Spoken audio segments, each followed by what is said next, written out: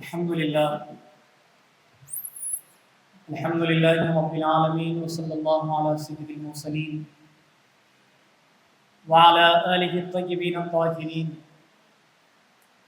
وأصحابه الهادين المهديين أما بعد فقد قال الله تبارك وتعالى في كلامه القديم والفرقان الحميد أعوذ بالله من الشيطان الرجيم بسم الله الرحمن الرحيم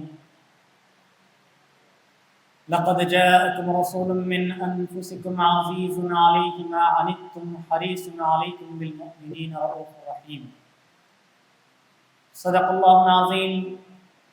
وقال تعالى في شأن عظمة رسوله إن الله وملائكته يصلون على النبي يا أيها الذين آمنوا صلوا عليه وسلموا تسليما اللهم صل وسلم وبارك على حبيبك وسيدنا وسندنا ومولانا محمد عدد ما في علم الله صلاة وسلام عليك يا سيدي يا رسول الله صلی اللہ تعالی علیہ وسلم. محترم نگران محفل،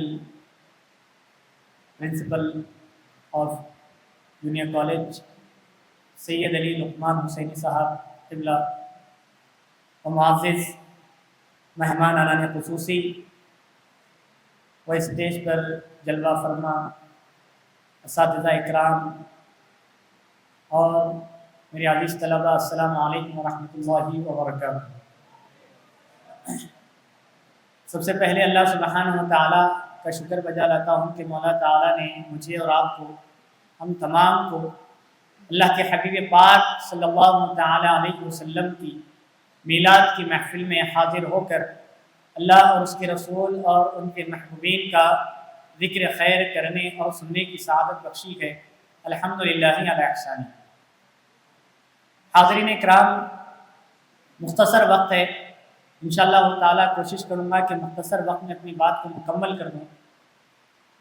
دیکھیے، اللہ تعالیٰ نے دنیا کو پیدا فرمایا، ہر نبی کو ہر امت کے لیے ہدایت والا بنایا، اور وہ نبی اپنی امت کے لیے ہر مقام پر، ہر قدم پر، ہر معاملے میں اپنی امت کی رہنمائی کرتے رہے، خیر خواہی کرتے رہے. الحمدللہ اللہ تعالیٰ نے ہم کو خاتم النبیین حضرت محمد مصطفیٰ احمد مصطفیٰ صلی اللہ تعالیٰ علیہ وسلم کی امت بابرکت کا بڑا عظیم فرد فرید بنایا. الحمدللہ علی احسانی.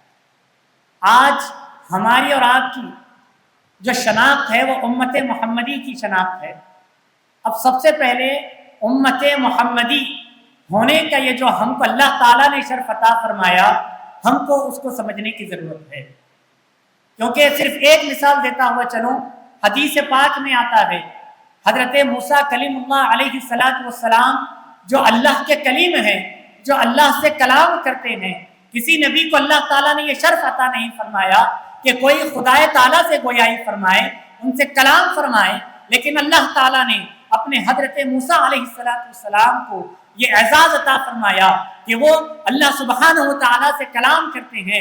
لیکن وہ حضرت موسیٰ علیہ السلام خاتم النبیین، ہمارے آقا و مولا سرکار دو جہاں صلی اللہ تعالیٰ علیہ وسلم کا ذکر کرتے ہوئے، ذکر فرماتے ہوئے ارشاد فرماتے ہیں اور اللہ کی بارگاہ میں یہ دعا فرماتے ہیں، اے مولا اگر تو مجھے اپنا نبی نہ بناتا، تو اپنا نبی نہ بناتا، لیکن تو مجھے امت محمدی صلی اللہ علیہ وسلم کی امت کا ایک فرد فرید بنا دے.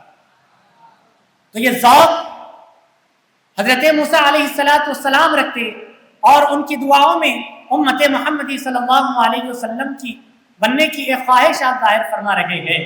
تو عزیز طلبہ، یہ بات یاد رکھیں کہ آپ اور ہم امت محمدی صلی اللہ علیہ وسلم کے فرد فرید ہے. کوئی عام آدمی نہیں، کوئی دنیا کے چلتے پھرتے لوگ نہیں. اللہ تعالیٰ نے ہمارے ہاتھوں میں ایمان عطا فرمایا ہے، اسلام کی دولت سے ہمیں مالا مال فرمایا ہے، اور ہمارا اعزاز امت محمدی صلی اللہ علیہ وسلم کا ہے. اور یہ بات یاد رکھیے، اللہ کے حبیب پاک نے ہم پر بے شمار احسانات فرمائے، بے شمار کرم نوازی فرمائی. آج ہم اور آپ بڑے ہی اطمینان و اتفاق سے آج ہم نمازیں ادا کر رہے ہیں، صوم و صلات کے پابند ہو رہے ہیں، قرآن شریف کی تلاوت فرما رہے ہیں، قرآن کو کھول کر سمجھا رہے ہیں، پڑھا رہے ہیں۔ یہ تمام چیزیں جس طریقے سے اللہ کے حبیب پاک صلی اللہ علیہ وسلم نے ہم تک پہنچائی ہے، ہم کو چاہیے کہ ہم آقا نامدار مدنی تاجدار صلی اللہ علیہ وسلم کے مرہون منت رہے۔ اللہ کے حبیب پاک ہم پر بے شمار احسانات فرمائیں، بے شمار کرم نوازی فرمائی، لیکن ان کے احسانات فرمانے میں، ان کی کرم نوازی فرمانے کے لیے ہم پر بھی کچھ اللہ کے حبیب پاک صلی اللہ علیہ وسلم کے حقوق ہے۔ ہم کو بھی ان کے حق کو ادا کرنا ہے۔ بس کیا ہے ہم پر حق؟ وہ چند چیزیں ہیں۔ قاضی عیاض شفا شریف میں 8 چیزیں بیان فرما رہے ہیں کہ امت محمدیہ پر رسول اعظم صلی اللہ علیہ وسلم پر 8 چیزیں ان پر فرض کی گئی ہے، ان پر حق ہے کہ وہ ادا کریں۔ وہ کیا چیزیں ہیں؟ سب سے پہلے آپ کو وہ چیزیں بتا دوں۔ سب سے پہلے ہے ایمان بالرسول، دوسرے نمبر پر ہے اتباع رسول، تیسرے نمبر پر ہے اطاعت رسول، چوتھے نمبر پر ہے محبت رسول، 5ویں نمبر پر ہے تعظیم رسول، 6 نمبر پر ہے مدح رسول، 7ویں نمبر پر ہے درود بالرسول، اور 8ویں نمبر پر ہے زیارت روضہ رسول صلی اللہ علیہ وسلم۔ اب مختصر یہ بات عرض کر دوں 8 چیزیں بھی کہ ایمان بالرسول کیا ہے۔ الحمدللہ ہم تمام کلمہ گو ہے، لا الہ الا اللہ محمد رسول اللہ صلی اللہ علیہ وسلم کہنے والے ہیں۔ الحمدللہ اللہ تعالیٰ ہمیں عطا فرمایا، یہ نعمت عطا فرمائی کہ ہم ایمان کی دولت سے مالا مال ہے، لیکن اس کے ساتھ ساتھ کلمہ گو رہنے کے ساتھ ساتھ ہم پر یہ بھی ذمہ داری ہے کہ ہم اپنے ایمان کی بھی حفاظت فرمائیں۔ ایمان کی کیسے حفاظت کرنا ہے؟ اب یہاں پر اکثر طلباء نوجوان بیٹھے ہیں، ہر کسی کا مشغلہ ہے، ہر کوئی یہ بات کہتے ہیں کہ ہماری زندگی کا عمل کیا ہے۔ اب کالج میں آتے ہیں، پڑھتے ہیں، تمام چیزیں ہوتے ہیں، گھر میں جانے کے بعد یہ تمام چیزیں اپنی تھکان کو دور کرنے کے لیے ایک طالب علم کیا کرتا ہے؟ اپنا فون لیتا ہے، اپنا فون لے کر گانے سنتا ہے یا کچھ ہنسی مذاق کے کامیڈین جو چیزیں ہوتی ہیں وہ چیزیں سنتا ہے۔ لیکن آپ کو معلوم ہے یہ گانے سننا، یہ ہنسی مذاق کے کامیڈین لوگوں کی باتیں سننا ہمارے ایمان اس سے متاثر ہوتا ہے۔ کیوں؟ آج گانوں کی شکل میں یہ سازش کی جا رہی ہے کہ ان میں کفریہ کلمات کو شامل کر دیا گیا، اور آج ہم واہ واہی کرتے ہوئے وہ باتوں کو، کفریہ کلمات کو سن رہے ہیں۔ آج لب و لہجے کے انداز میں، مذاق کے انداز میں کفریہ و مشرکی کلمات شامل کر دیے گئے ہیں۔ آج ہم خوشی کے خاطر وہ تمام چیزیں ایکسیپٹ کر رکھے گئے اور وہ تمام چیزیں سن رکھے ہیں۔ تو یاد رکھیے کفریہ کلمات کو ایکسیپٹ بھی کرنا یہ ہمارے ایمان خارج ہو جانے کی دلیل ہے۔ ایمان ہمارا چلے جاتا ہے، اب اس کے لیے تجدید ایمان کرنا پڑتا ہے، پھر سے کلمہ طیبہ پڑھنا اور دائرے اسلام میں داخل ہونا ہے۔ تو یاد رکھیے یہ گانوں سے اور یہ کامیڈین سیریلز وغیرہ جو آ رہے ہیں اس سے اپنے آپ کو بچائیے، اپنے ایمان کو بچائیے۔ کیوں نہیں بچاتے؟ اگر ہم کوئی نئی گاڑی لیتے ہیں، ایکسپینسو گاڑی لیتے ہیں یا فون لیتے ہیں تو ہم اس کی کتنی حفاظت کرتے ہیں کہ کوئی اسے نقصان نہ پہنچا دے، کوئی اس سے چوری نہ کر لے۔ لیکن آج لوگ گانوں کے ذریعے سے، کفریہ کلمات کے ذریعے سے ہمارے ایمان پر، ہمارے اسلام پر انگلی اٹھائی جا رہی ہے، اور آج ہمارے نوجوان بڑے ہی شوق کے ساتھ وہ گانے سن رہے ہیں۔ تو یاد رکھو گانے سننا چھوڑ دو، ہر وقت اپنی زبان پر کلمہ طیبہ کو جاری کرو۔ اور دوسری چیز ہے، بڑی شارٹ اختصار عرض کر دوں، وقت ہو چکا ہے، کہ دوسری چیز اتباع رسول۔ اب اتباع رسول کیا کرنا ہے؟ قرآن مجید میں ارشاد ہوا قُلْ إِن كُنتُمْ تُحِبُّونَ اللَّهَ فَاتَّبِعُونِي يُحْبِبْكُمُ اللَّهُ وَيَغْفِرْ لَكُمْ ذُنُوبَكُمْ وَاللَّهُ غَفُورٌ رَحِيمٌ۔ اللہ تعالیٰ فرماتا ہے اے میرے محبوب آپ فرما دیجئے اگر کوئی بندہ اپنے رب سے محبت کرنا چاہتا ہے تو آپ پہلے اس کو یہ تلقین کر دے کہ سب سے پہلے وہ آپ کی اطاعت کرے، آپ کی اتباع کرے۔ اس کے بعد جب وہ آپ کی اتباع کرے گا تو اللہ تعالیٰ تمہیں اجر یوں عطا فرمائے گا رسول اعظم صلی اللہ علیہ وسلم کی اتباع فرمانے کا کہ خدا تعالیٰ خود تم سے محبت کرنے لگ جائے گا اور تمہارے سارے گناہوں کو معاف فرما دے گا۔ یہ اتباع ہے۔ پھر اطاعت، قل اطیعوا اللہ واطیعوا الرسول، اے میرے محبوب آپ فرما دیجئے اللہ اور اس کے رسول کی اطاعت تم پر لازم ہے۔ اور ایک جگہ ارشاد فرمایا گیا من یطیع الرسول فقد اطاع اللہ، جس نے اللہ کے رسول کی اطاعت کی گویا اس نے اللہ کی اطاعت کی۔ تو حاضرین اکرام یاد رکھو اللہ کے رسول صلی اللہ علیہ وسلم اور اللہ کے حبیب پاک صلی اللہ علیہ وسلم کے سنت کی اتباع و اطاعت کرنا ہم پر لازم ہے۔ اب اس کے بعد تیسری بات جو آئی محبت رسول۔ اب محبت رسول کے لیے کیا بات بیان کی گئی؟ لا یؤمن احدکم حتی اکون احب الیہ من والدی وولدہ والناس اجمعین، تم میں سے کوئی بھی شخص اس وقت تک کامل مومن نہیں بن سکتا جب تک کہ تم اپنی ماں باپ سے زیادہ، اپنی آل اولاد سے زیادہ، یہاں تک کہ تم جو چیز کو زیادہ پسند کرتے ہو اس سے زیادہ تم رسول اعظم صلی اللہ علیہ وسلم سے محبت نہ کرو۔ تو یاد رکھو دنیا میں اگر کسی سے محبت کرنے والی اگر کوئی ذات ہے تو ایک ہی ذات ہے، رسول اعظم صلی اللہ علیہ وسلم کی ذات سے محبت کرنا۔ اب تعظیم رسول کیسی کرنا چاہیے؟ تعظیم ایسی کرنی چاہیے جب میرے آقا کا نام آ جائے۔ حضرت امام غزالی فرماتے ہیں کہ امت محمدیہ صلی اللہ علیہ وسلم کے فرد پر سب سے پہلے یہ چیز لازم ہے کہ اگر اس کے سامنے رسول اعظم صلی اللہ علیہ وسلم کا نام لیا جائے تو اس پر واجب ہے کہ وہ رسول اعظم صلی اللہ علیہ وسلم پر درود و سلام کا نذرانہ پیش کرے۔ تو ایسے تعظیم کرے۔ تعظیم کرنا صرف بات بیان کرنا نہیں بلکہ ہر وقت اپنی زبان سے درود و سلام کا نذرانہ پیش کرنا، آپ کے منسلک اہل بیت اطہار سے محبت کرنا، ان کی ادب کرنا، ان کی تعظیم کرنا، صحابہ اکرام کا ادب کرنا، ان سے محبت کرنا، یہ اصل تعظیم رسول صلی اللہ علیہ وسلم ہے۔ پھر جب ہم آگے بڑھتے ہیں تو مدح رسول صلی اللہ علیہ وسلم آتا ہے۔ مدح رسول کیسے کریں؟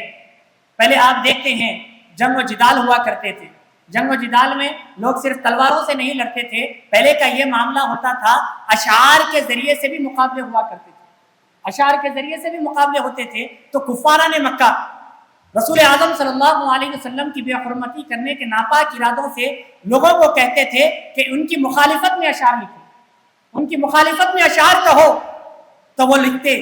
جب وہ بیان کر دیتے تو میرے آقا صلی اللہ علیہ وسلم یہاں سے حضرت حسان بن ثابت رضی اللہ تعالیٰ عنہ کو کہتے اے حسان اب اٹھو اور ان کا تم جواب دو، اے حسان اب اٹھو اور اشعار کے ذریعے سے تم ان کا جواب دو۔ تو حضرت حسان بن ثابت رضی اللہ تعالیٰ عنہ اشعار کے ذریعے سے ان کا جواب دیا کرتے تھے۔ تو یہ نعتیں پڑھنا اور نعتیں سننا رسول اعظم صلی اللہ علیہ وسلم اور ان کے صحابہ رضوان اللہ تعالی علیہم اجمعین کی سنت ہے۔ اسی وجہ سے کہا گیا مدح رسول صلی اللہ علیہ وسلم۔ اخیر 7ویں جگہ پر ہے درود شریف۔ درود شریف کیا ہے؟ قرآن مجید میں ارشاد ہوا ان اللہ و ملائکتہ یصلون علی النبی یا ایھا الذین آمنوا صلوا علیہ وسلموا تسلیما۔ اللہ تعالیٰ قرآن مجید میں ارشاد فرماتا ہے میں اور میرے ملائکہ غیب دان نبی پر درود بھیجتے ہیں، اے ایمان والو تم بھی ان پر درود و سلام کا نذرانہ پیش کرو۔ تو یاد رکھیے عزیزان محترم، اللہ اور فرشتے ہر وقت ایسا نہیں کہ ایک وقت بھیجے ختم کر دیے، نہیں، بلکہ یصلونا جو استعمال کیا گیا ہے یہ صیغہ، یہ بار بار کرنے کا یہ صیغہ استعمال کیا گیا ہے کہ ہر وقت اللہ اور اس کے فرشتے اللہ کے رسول صلی اللہ علیہ وسلم پر درود بھیجتے ہیں، تم بھی ان پر درود و سلام کا نذرانہ پیش کرو۔ ایک بات یہاں پر عرض کرو کہ اکثر اپنی زبان کو درود شریف سے تر رکھیے، کیونکہ اخیر میں یہ بات عرض کی گئی کہ جب وقت اخیر آتا ہے، جب ہماری موت کا وقت قریب آ جاتا ہے تو ہماری زبان وزن ہو جاتی ہے، ہماری زبان سے کوئی الفاظ نکلنا محال ہو جاتے ہیں، کوئی ایک ہم لفظ بھی ادا نہیں کر سکتے۔ تو اس کے لیے ہمارے نانا حضرت سید جنید اللہ شاہ قادری رحمۃ اللہ علیہ بات عرض کرتے تھے کہ ہمیشہ اپنی زبان پر درود شریف کو طاری رکھو اور ذکر اللہ کا ذکر کرتے رہو۔ اللہ کیوں؟ آپ جو چیز کرتے رہیں گے نا اس کی عادت ہوتی، تو آخر میں بھی اگر آپ کلمہ پڑھتے ہیں تو آخر وقت پہ کلمہ نکلتا، اور اگر آپ درود شریف پڑھتے ہیں تو آپ آخر وقت پر درود شریف پڑھیں گے۔ اب مثال کے طور پر آپ لوگ بات کرتے ہیں، ماشاءاللہ آج کل ہمارے بچوں میں یہ ہو گیا کہ دوستانے میں ہی بات کرے تو بغیر ارے ترے کے بات نہیں کریں، تو ایسا نہیں ہونا چاہیے، بغیر گالی گلوچ کے بات نہیں ہوتی۔ اب آپ اس کی مثال لے لیجئے، باہر روڈ پر نکلیے، روڈ پر نکلتے کہ سامنے اگر گاڑی آ جائے آپ جا رہے تھے، فوراً آپ کے سامنے گاڑی آ جائے تو آپ کیا بولتے ہیں؟ آپ کی زبان سے اچھی بات نکلتی، گالی دے دیتے ہیں، یا کچھ آپ اس کو غیر غلط بات بول دیتے. تو بولنے کا مقصد یہ ہے یہ آپ کی زبان پر جاری ہے، جو آپ کی زبان پر جاری ہوتا ہے وہی آپ کے اندر بھی داخل ہو جاتا ہے. تو اسی وجہ سے اپنی زبان پر اللہ اور اس کے رسول کا ہمیشہ ذکر کرتے رہیے. اخیر میں ہے زیارت رسول صلی اللہ علیہ وسلم. جب یہ تمام چیزوں پر ہماری عمل آوری ہو جاتی ہے تو اللہ کے حبیب پاک صلی اللہ علیہ وسلم ہم کو یہ شرف عطا فرماتے ہیں کہ ہم ان کی بارگاہ میں حاضر ہو کر زیارت کریں، اور زیارت کریں تو بڑی عزت و احترام کے ساتھ زیارت کریں. حضور سیدنا غوث اعظم دستگیر رضی اللہ تعالیٰ عنہ کا یہ عمل رہا کہ آپ مدینہ طیبہ کی سرحد میں جیسا داخل ہوتے تو اپنے نالین کو اتار لیتے، اپنے نالین کو اتار لیتے تھے. تو کسی نے پوچھا اے عبد القادر جیلانی رضی اللہ تعالیٰ عنہ آپ یہ عمل کیوں کرتے ہیں؟ تو غوث پاک ارشاد فرماتے ہیں مجھے گوارا نہیں کہ مدینہ طیبہ کی سرزمین پر میں اپنے نالین کے ساتھ پھروں، اس وجہ سے کہ اللہ تعالیٰ نے مدینہ طیبہ کی سرزمین میں اللہ تعالیٰ نے اپنے حبیب پاک کا مسکن بنایا ہے، اور اس سرزمین پہ کہیں نہ کہیں سے میرے آقا صلی اللہ علیہ وسلم کا گزر ہوا ہوگا. تو مجھے گوارا نہیں کہ میں اپنے نالین کے ساتھ اس راستے سے گزروں. تو میں آخر میں اللہ تعالیٰ سے دعا کرتا ہوں کہ مولا تعالیٰ ہم تمام کو سرکار دو عالم صلی اللہ علیہ وسلم کے حقوق پر عمل کرنے کی توفیق عطا فرمائے، سنت رسول سے وابستہ ہونے کی توفیق عطا فرمائے، ہمارے سینے چہرے کو محبت رسول صلی اللہ علیہ وسلم سے منور و مجلہ فرمائے. وآخر دعوانا ان الحمد للہ رب العالمین. جزاک اللہ.